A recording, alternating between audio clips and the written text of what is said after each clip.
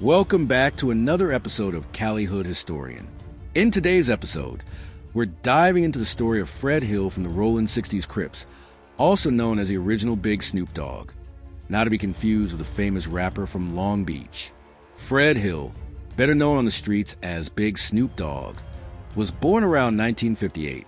He spent his early years on the east side of South Central Los Angeles, but moved to 6th Avenue, deep in Rollin 60s territory, around 1967. It was there that he would cement his legacy as one of the most feared and respected early members of the Rollin 60s. Big Snoop's early life. By 1975, at just 17 years old, Fred was already making a name for himself in the gang world. Some even credit him with coining the name Rollin 60s.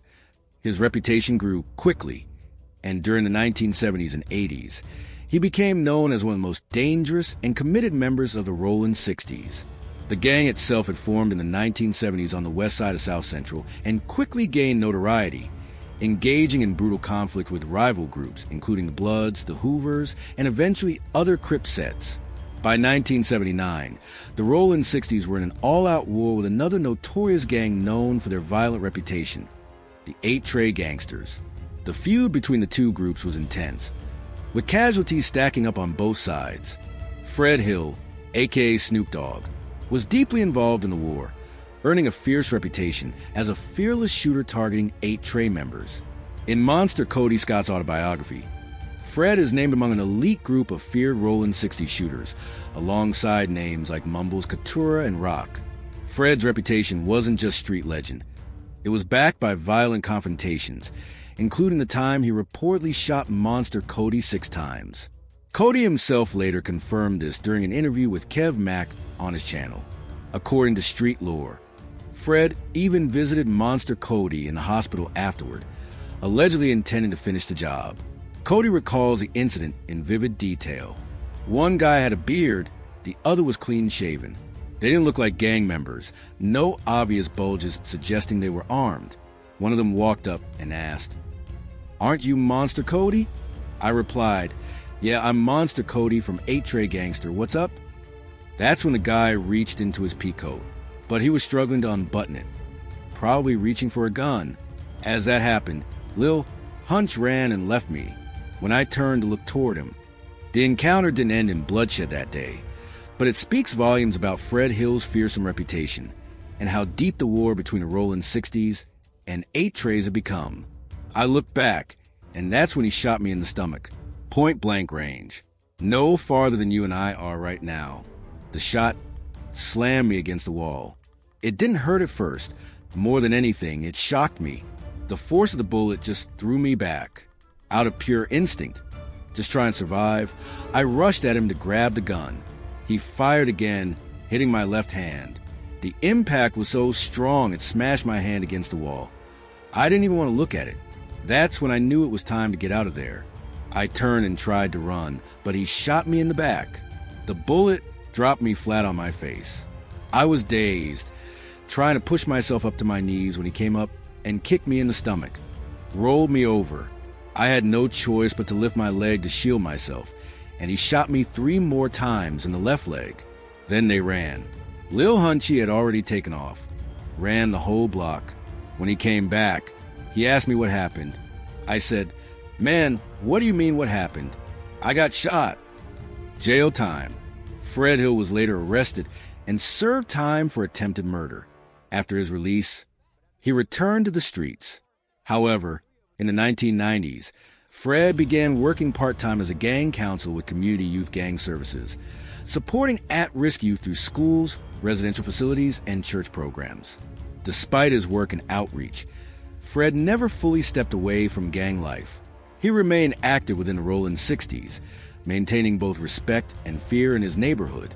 Known for being aggressive and stern, some even called him a bully.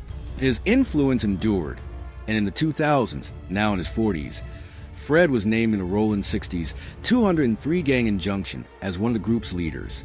But Fred's leadership was tested.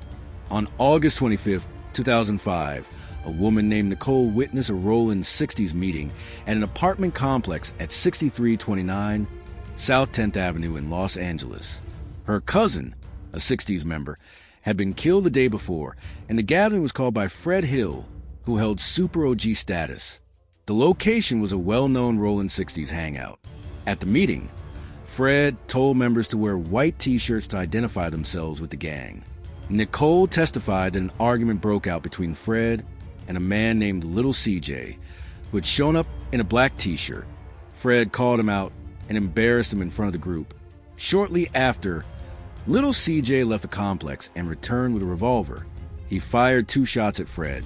Fred tried to protect his face with his hand. He was shot in both the wrist and the head. Nicole saw Little CJ run away from the scene. Emergency responders arrived quickly, and Fred was taken to the hospital. Detectives followed the ambulance and interviewed him. Fred identified Little CJ from the 60s as the shooter. A Telemundo news crew happened to be recording a Rollin 60s gathering nearby. Their footage captured a man fleeing the scene. As someone shouted CJ, the man turned his head, then ran north on 10th Avenue, turning east on 63rd towards 7th. Detectives reviewed the footage and said the fleeing man closely resembled Little CJ. Beef with Little CJ. On September 15th, 2005, Fred called Detective Martin and confirmed that Little CJ had shot him after their argument at the meeting. Fred reiterated that all members were supposed to wear white shirts, but CJ had worn black, and things escalated from there. Fred stated that after their confrontation, Little CJ returned with a gun and was the one who shot him. On September 21st, 2005, Fred contacted Detective Martin and attempted to assist in locating Little CJ. A month later, on October 24th, 2005, Fred again reached out to Detective Martin, reporting that he had seen Little CJ sitting in the passenger seat of a tan Camaro in the Crenshaw area. Fred claimed that CJ appeared to reach under his seat, possibly for a weapon, prompting Fred to drive off. During that same conversation, Fred also provided an address, telling Detective Martin that Little CJ lived in a gray house on 7th Avenue, just south of 64th Street. Later that day, Fred visited the police station and participated in a photo lineup. The session was recorded and later presented at trial. Fred identified Little CJ as the shooter and, during the process, broke down in tears. On October 27, 2005, at approximately 8:15 p.m., Fred again contacted police. Officer Munns responded to the area on South Avenue and met with Fred, who stated he had been traveling northbound on 6th Street when he saw the same tan Camaro headed westbound. Fred claimed the man in the passenger seat was the same individual who had shot him, and he gave a physical description of the suspect. Fred later told Nicole, the woman who witnessed the shooting, that she needed to accompany him to the police station. On November 2nd, 2005, Detective Martin showed Nicole the same photo lineup that had been presented to Fred.